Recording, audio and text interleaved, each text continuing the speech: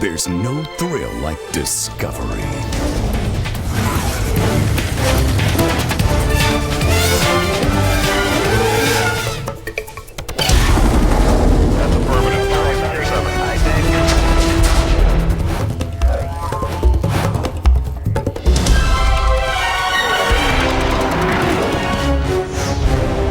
The Discovery Channel. Explore your world.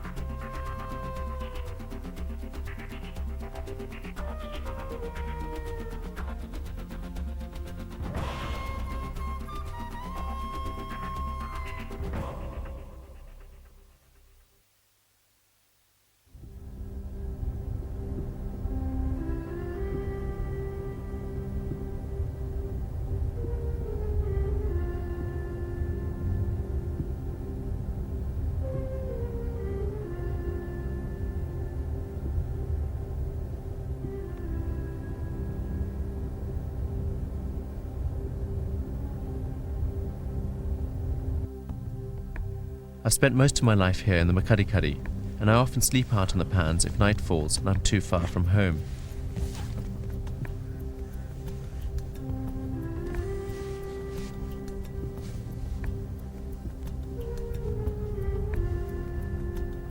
Distances are huge here. You never really know when you'll be delayed by something interesting, so it's best to travel prepared.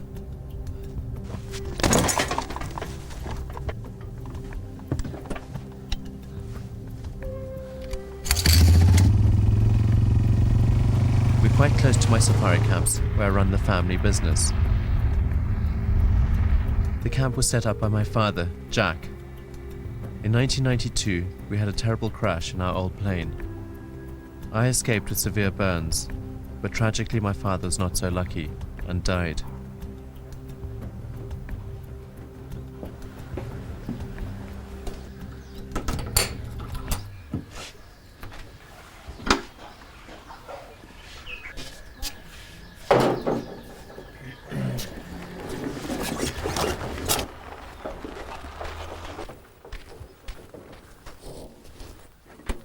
Okay, dinner time. I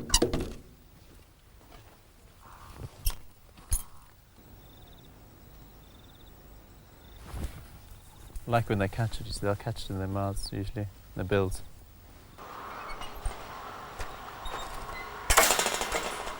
The idea is that people can come inside here and actually sort of interact with the birds. There's a platform in here and you can actually see down there where the owls are. I'm just going to give this bateleur some food. This bateleur was a bird that was road hit. Unfortunately, it was going for a carcass of an animal that had died on the road during the night and was hit by some car and was brought into us with compound fractures of its wings. It serves the purpose of the education centre, which is, as a damaged bird, is able to be used for education. Rather than taking perfectly healthy birds or animals out of the wild environment, we can have a three-legged jackal or a one-eared bat-eared fox or a bateleur with a broken wing or whatever. But at least they aren't afraid of children, and the main thrust of this is basically the education of the Botswana school children who don't have the means of getting to our wonderful national parks and wildlife areas.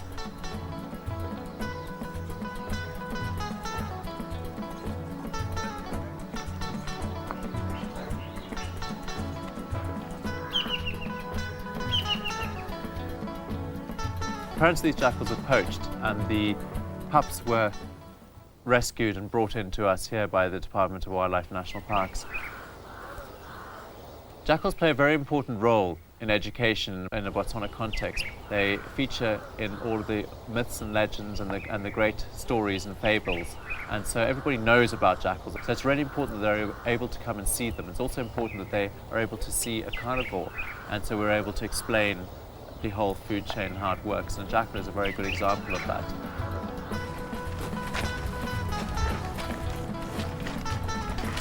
This is a small ostrich breeding program, and we really believe that ostriches are going to play a very important role in the future.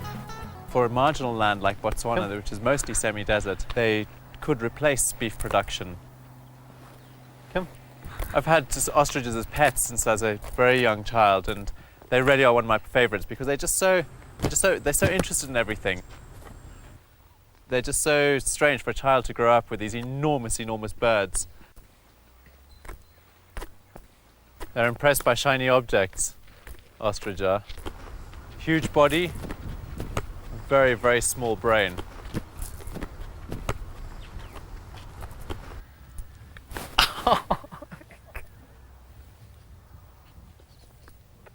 He got my nose.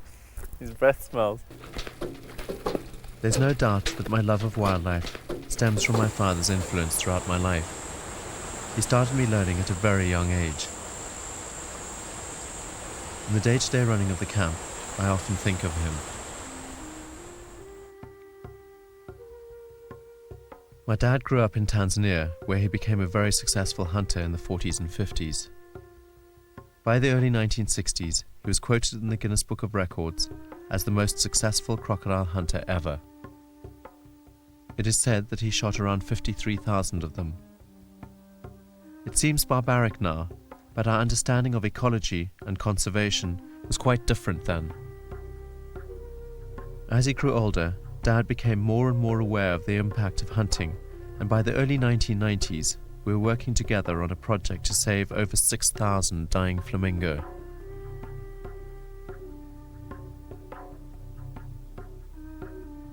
I was born in Tanzania in 1962, and my parents brought me down to Botswana when I was only 3 months old. I've always wanted to go back. Even today, Tanzania is one of the wildest countries in Africa, where animals can still roam over vast, unfenced areas. I want to take you with me on a pilgrimage through East Africa to the place where I was born. The old house on the shores of Lake Rukwa. On my way to Tanzania, I'm going to share some ideas with some old friends in Nairobi, the capital of Kenya. They also run an animal orphanage, and I'd like to see how they do it. In modern conservation, there's much to be said for collaborating and learning from others.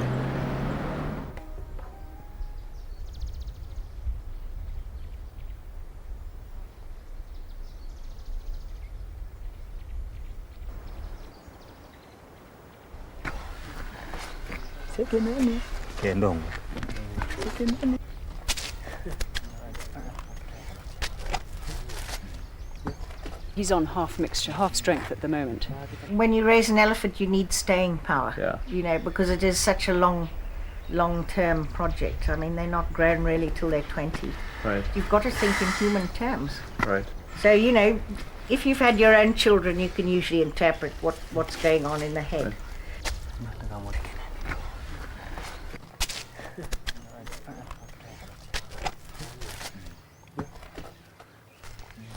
We will move him to Savo when he's 1 year old. And there he will be integrated into the orphans that have preceded him through the nursery. And he will grow up there and then eventually make contact with the wild herds when he's probably 4 or 5 years old.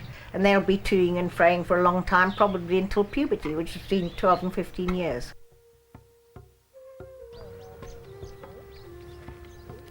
Could you put the elephant with a rhino, or would they not? We've raised one other with a rhino, but the rhinos are a bit rough, you know, and they're going to grow a lot quicker than an elephant. I mean, a rhino is full grown at 6, and an elephant's still a baby. Right. So we try not to. He wants to play. Eh?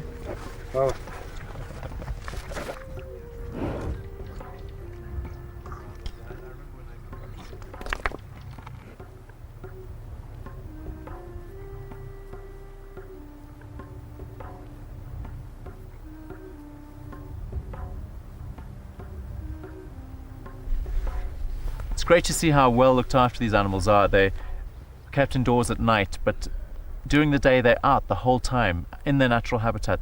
So that means that they're able to pick up the scent and actually identify with wild rhino of their own species. When they're old enough, they're just able to wander off back into the natural system.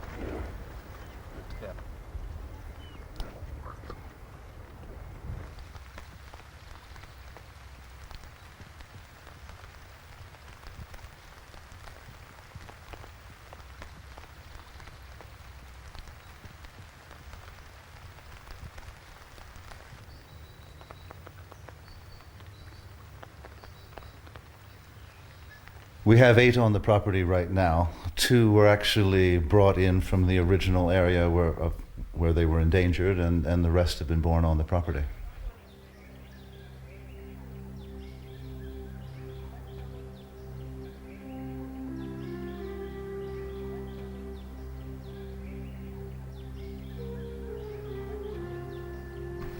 They like Yeah, they use their tongues 30, 40 to centimetres long. strip the leaves from between the thorns.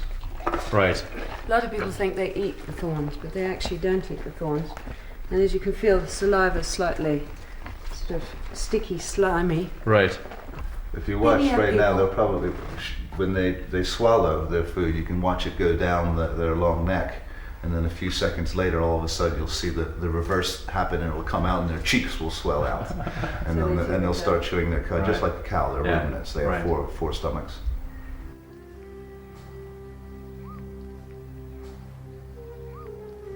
It was my mother's idea and passion to save the giraffe. Right. And it was Jock's idea, my late stepfather's idea, to build an education center so Kenya school children could come out and feed the giraffe and learn about the natural resources of their country.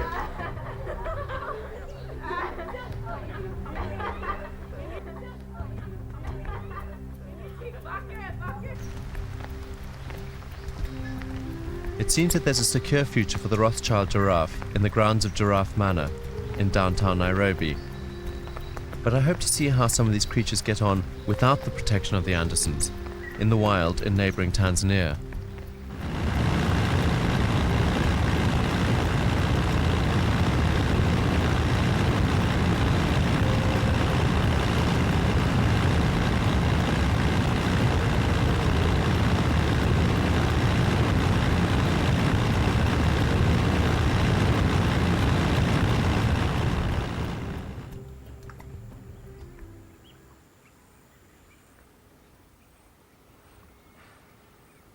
While in Tanzania, I want to explore some of my father's old haunts and see how much they've changed. What are we talking about? I'd like to go to Lake Tanganyika to track down a troop of chimpanzees. Too soft. And here in the Selous, I want to look for wild dog with my guide and old friend Richard Bonham, who's lived in the Selous for 15 years.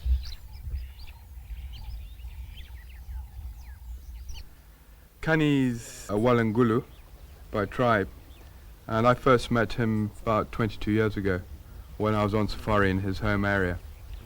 And I employed him as a casual guide, and it became evident very quickly how good he was in the bush. And he basically has followed me since then and been my right hand.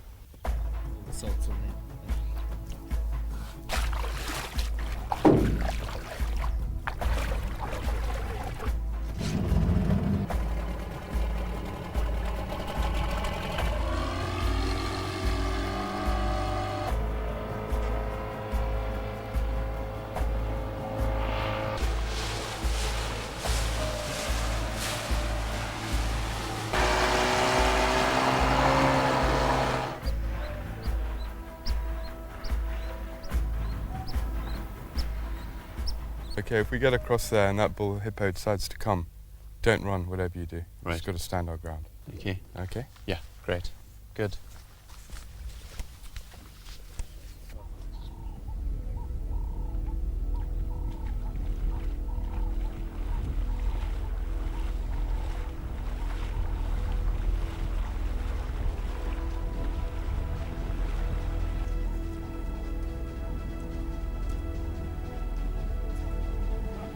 If one finds oneself in the water with croc or hippo around, or if you've been turned out of a boat, they say the best thing to do is to dive.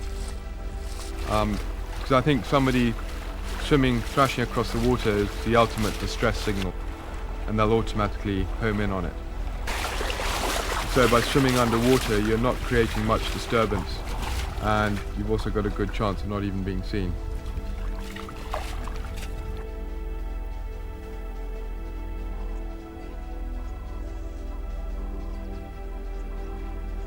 They're the dominant large mammal of the area, and the river here and the lake system is unbelievably rich, and they're the source of that richness. They come back they leave their dung in the water, which creates a lot of nutrients, feeds fish, feeds all the insects, crustaceans, and that in turn feeds fish eagles, crocodiles. They're so relaxed, it looks like they're incredibly harmless and docile, but I believe they kill more people than any other animal. Is that right? Well, that's what they say. They're the number one killers. Kani kombe yako uliwa na koko wapi? Huko Mshirango. Garabiti tuseme ndio aliuawa ni kiboko. Sababu alilala asubuhi. His father was out hunting on his own. He saw a hippo. Na asubuhi. He said, hippo is very good meat. When you see good meat, you go for it. Sasa kumbe kiboko He fired an arrow, na cut. which they reckoned afterwards. They figured out he missed it. Mshale ikapiga miti bila kushona. Anyway, that time the hippo came for him. Kiboko akatokea hapo. He began to run, and they caught him very quickly. They're very, very fast. Sasa alikata kona moja tu And akashikana. Kaanza the first bite kumkamata. was in the back. He managed to get out of that. Shika hapa. Alafu kavuta kaangusha yeye chini. Alafu akamkamata. Sisi And tulisinda. then he tried to get up the jioni, tree. As he was asubuhi climbing up the jioni, tree, bado came and tusikia. grabbed him on the side of the stomach. Sasa inapotea wapi? Pulled him Alisema down. kama una So mshale the next tano. morning unaenda early, they mshale went mbili. out Sasa mshale aliweka followed his chini, tracks. wakuta mshale, and they found angalia mbele namna hii. where Damu he'd hii run hapa. in blood. And they followed that, and then they found him dead under the tree. Ndio ndugu yangu. So they went and they ambaye finished it mtoto off. mzee Bakuna, tulikuwa pamoja And then they cut up the meat and they took it to where his father had died. They buried him, and they ate the hippo on the spot.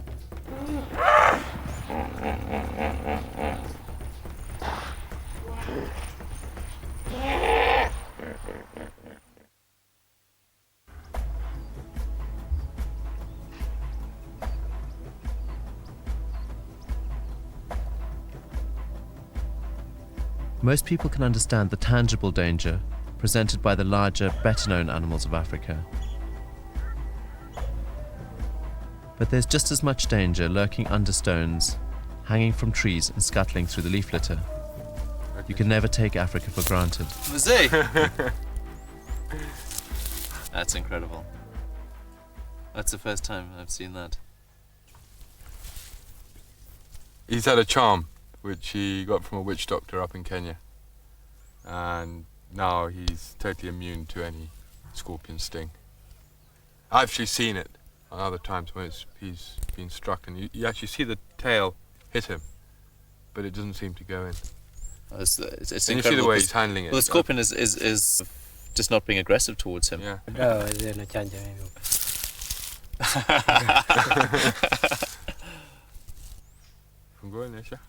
This is a bad scorpion. That'll give you a really nasty sting. It's got bad poison in it. You can see with the size of it's got the very small pincers and the quite a large sting.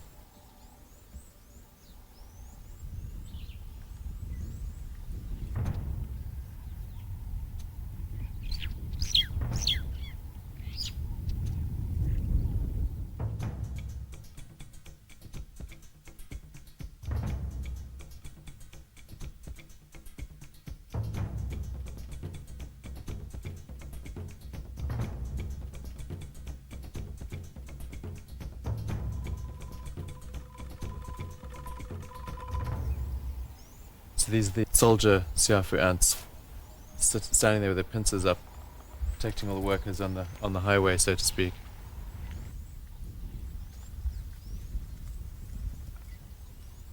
What you see here is the workers are lying on the bottom of the track, so to speak, and it looks like a sort of tarmac road, and the other workers are carrying the larvae and eggs on top of that. During the Depression years, my family were living in grass huts, and my grandfather used to lead groups of siafu ants with meat into the house. Everybody would clear out when there was too much of a build-up of insects in the house. They'd come in and eat absolutely everything inside there, and then Spring clean. spring clean the house. Yeah, exactly. And then once everything was finished, they'd move on, and the house would be clean. You could move back inside, and apparently it worked incredibly well. Oh, you see, he's got pretty mean pincers. The story goes that some of the local tribes use these as stitches. You see, if you put him on there, say you've got a cut here, you put him on there, and he'll pinch. And then you let him bite, and then you take the head off. And there you've got a stitch. That's the most painful point on the edge of the nail there.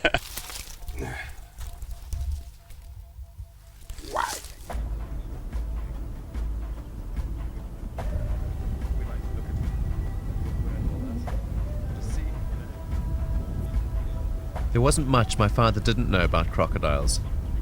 He taught me how to catch them without harming them, and, perhaps more importantly, without having any limbs removed. Perhaps a little rashly, I agreed to show Richard how it's done.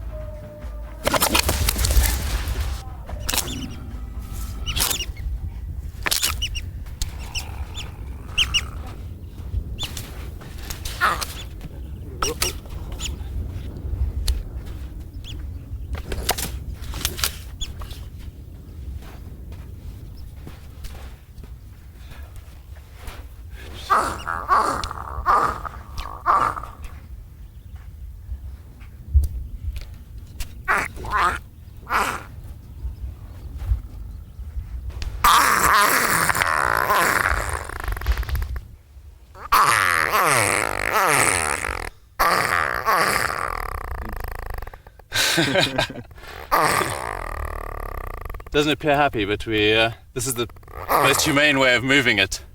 If you immobilize them, it's really not good news for them. I've never seen that done before. This is the worst part now, to let him go. They just turn around and they bite you. Don't want to get bitten on film. Okay.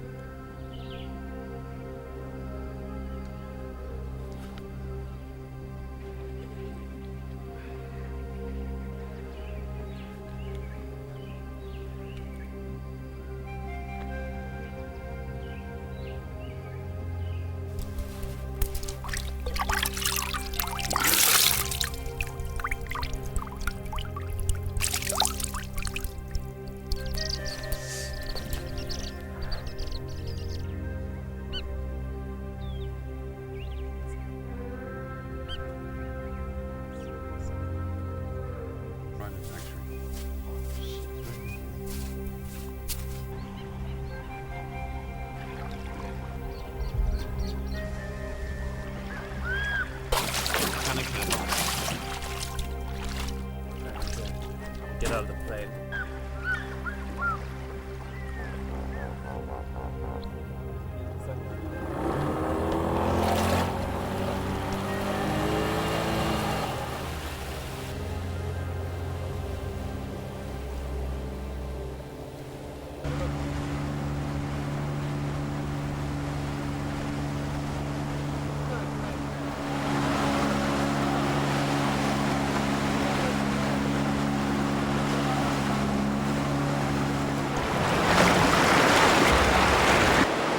The danger of going upstream these rather underpowered boats is if you don't make it and you run out of power halfway up, you end up getting turned sideways into the current and then without doubt you're over.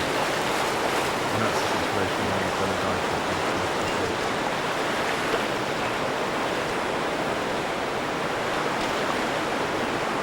Richard assures me he knows what he's doing when he lines up the boat again and heads back into the furious, boiling rapids.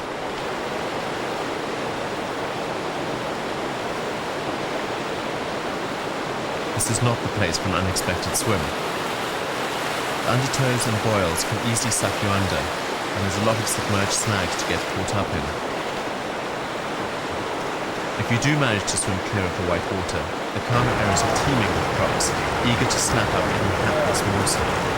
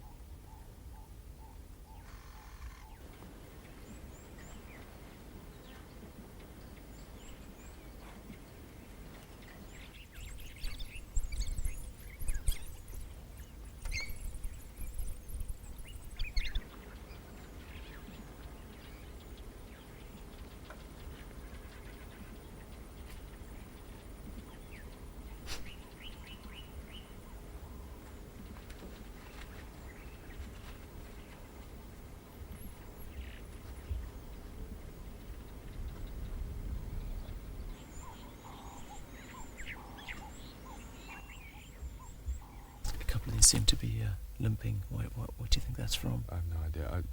I'd only hazard a guess and say probably thorns. I don't know. Right. What do you think? They look like they've been eating, so possibly in a chase or something. Yeah.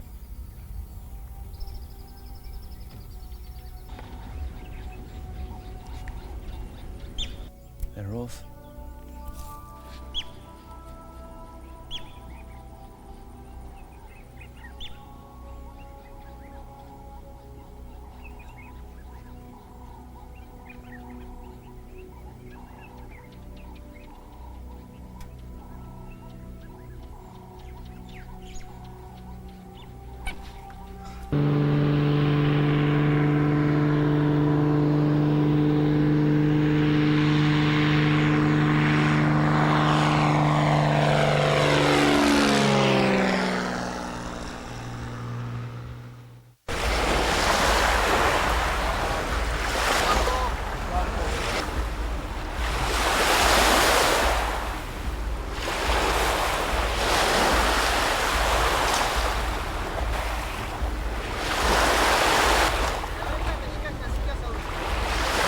These old dhows were the original Arab slave trading boats. I'm glad to say they don't carry that sort of cargo anymore.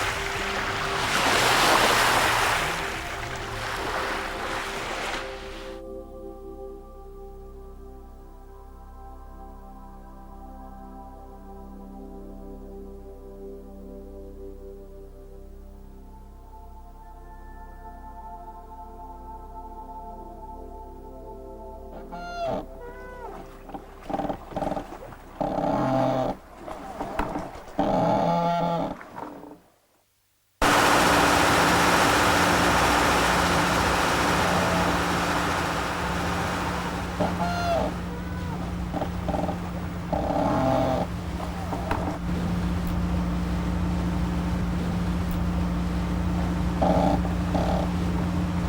far to go now. Mountains are incredible.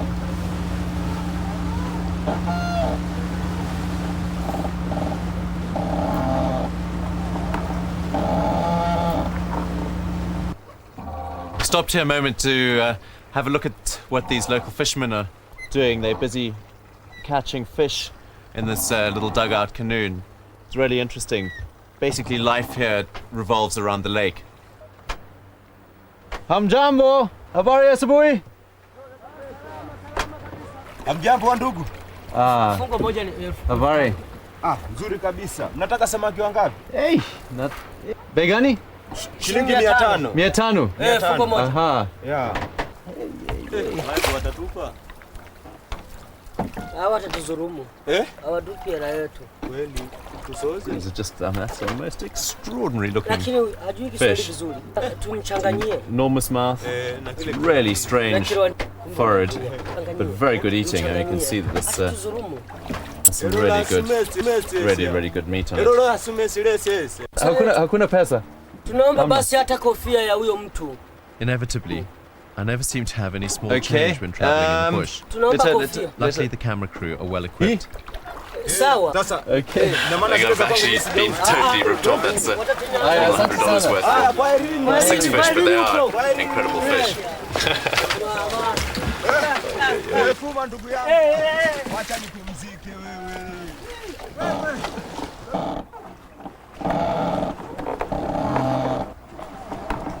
I can't wait to get out into those forests up there and actually going to try and see if we can track these chimps. We know of the one group that's been studied here, which we're off to go and have a look at, but there could be, other troops that we don't know of. But who knows how much this area has been studied? I don't think it's been studied much at all, which is really interesting. But it's just such a wild area. And to have fresh water and wildness like this, it's so rare even in Africa today.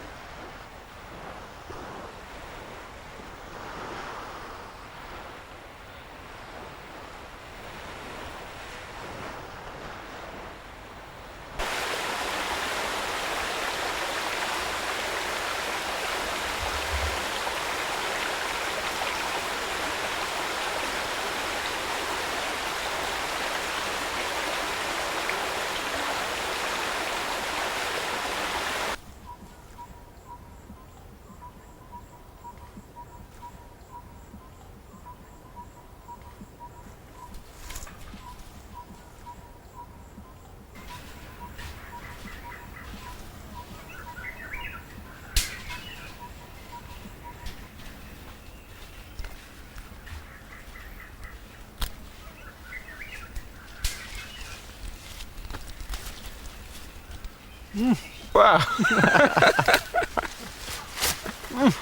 It's bitter. Yeah, a bit. Unbelievably bitter.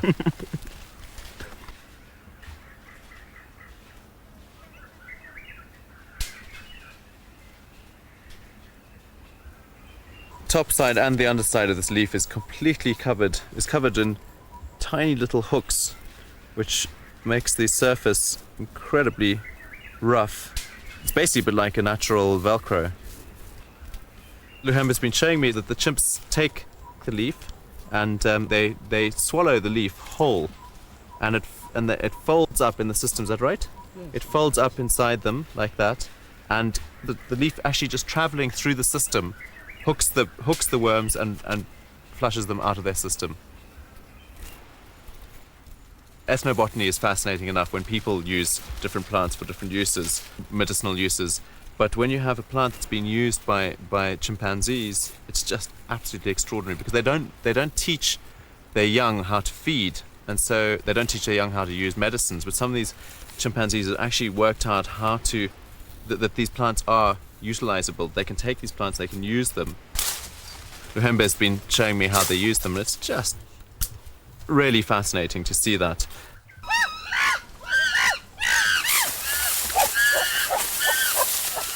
It's been quite heavy going, but really a lot of climbing and quite vertical, sort of up these paths and through the quite heavy bush. But we're hot on the trail now, which is really reassuring. A lot of fresh droppings, and we've been hearing them shouting.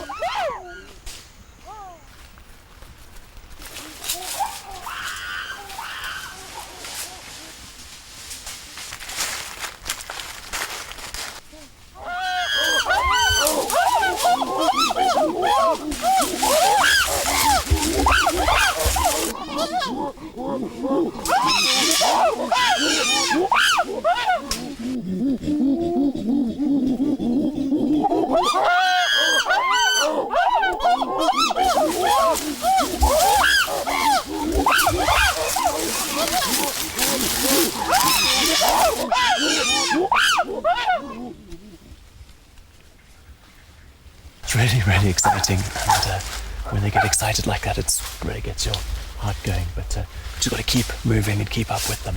And they've split up a little bit now, so we're following the one group.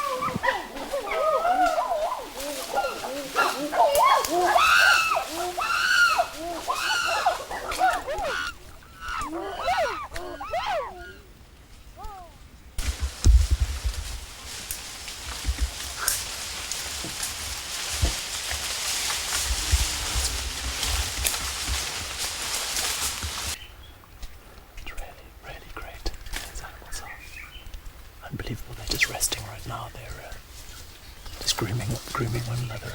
I mean, it's just absolutely extraordinary.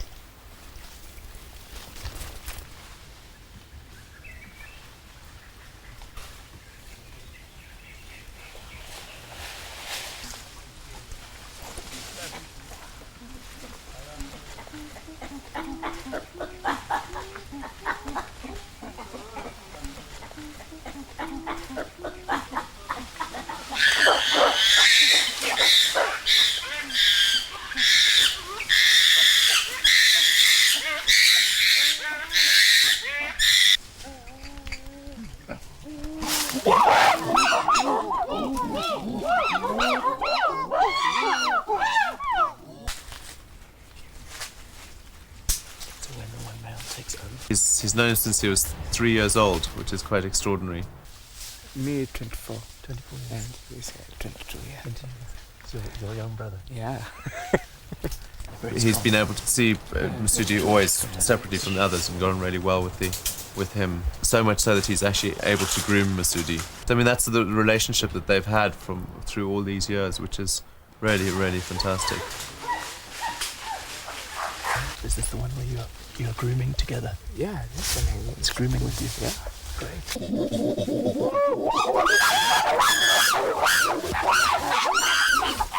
Last open now.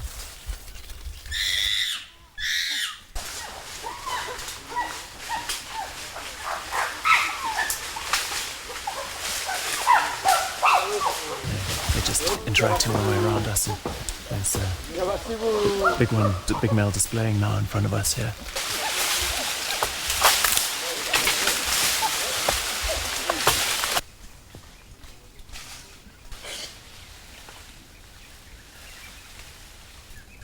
This is the fruit that they're eating from the tree up there. You just tastes like papaya. very good. Not surprised that they're all up there feeding on it because it's really tasty.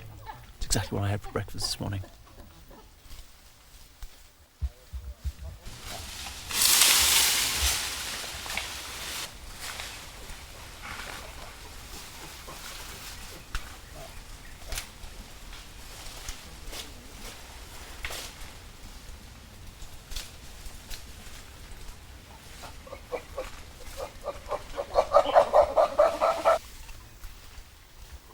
And look, the female's coming up to the alpha male now. Does she want to mate with him? She wants to mate with him. There's another female coming up behind, also mistress.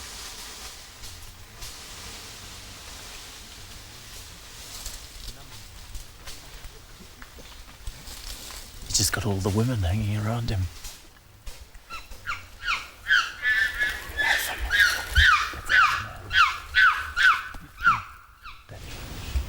It's really incredible. There are very few places left that you're able to come and see chimps in the wild like this, and actually be able to observe them so close by, because researchers have been working with this troop for a long time, and they're just so much fun to watch as well.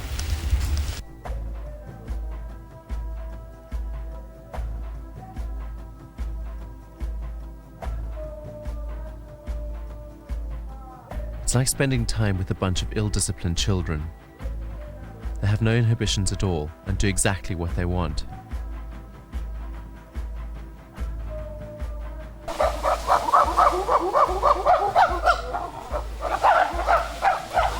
just hope that they will still be here for my children to visit in the future. I hate to leave this incredible place, but it's time to go. I'm finally heading home to the house where I was born, to Lake Lukwa.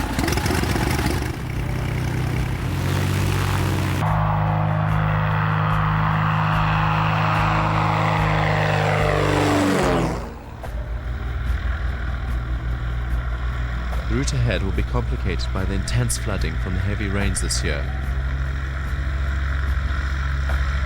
Getting through won't be easy.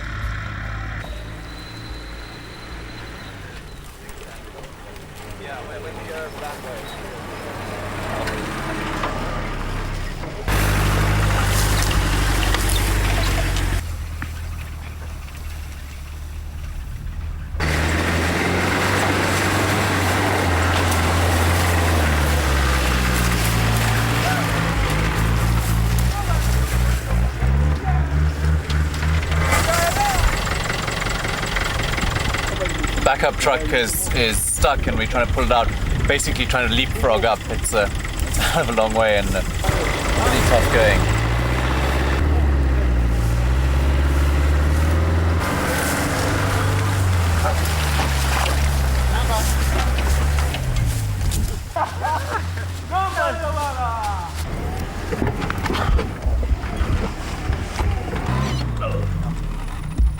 Didn't go fast enough. I thought it was, I didn't see it. Well, I should have seen that it was a bit wet, but I didn't go fast enough through the water, through the muddy patch. And we're stuck. Again.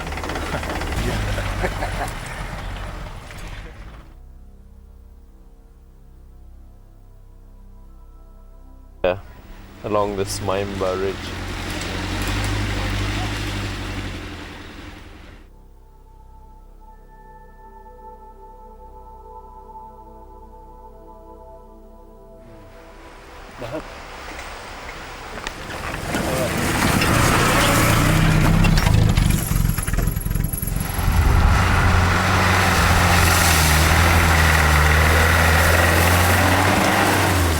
Nothing seems to have changed since my father's days here. There still aren't any roads or maps, and we're still getting bogged down in mud and lost in the towering elephant grass.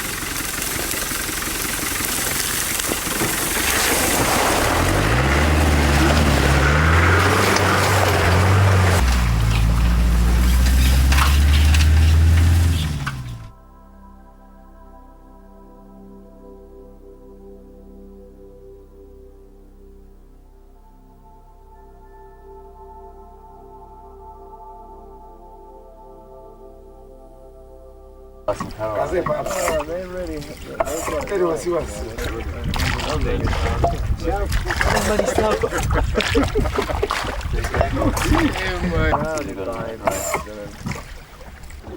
this is the old road coming down here that my father and uncle put in when they were youngsters. Ni karibu sana hapa. And this house in Shella, the old house they had, belonged to Willie Allen.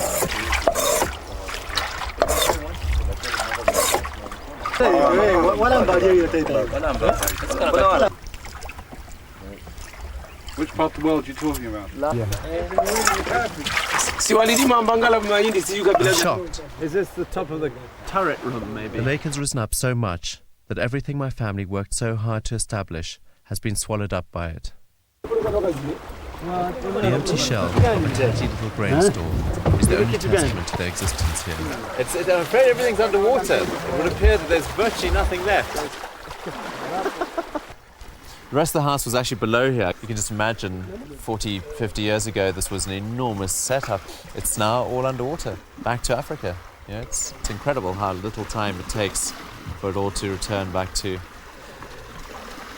nature, basically.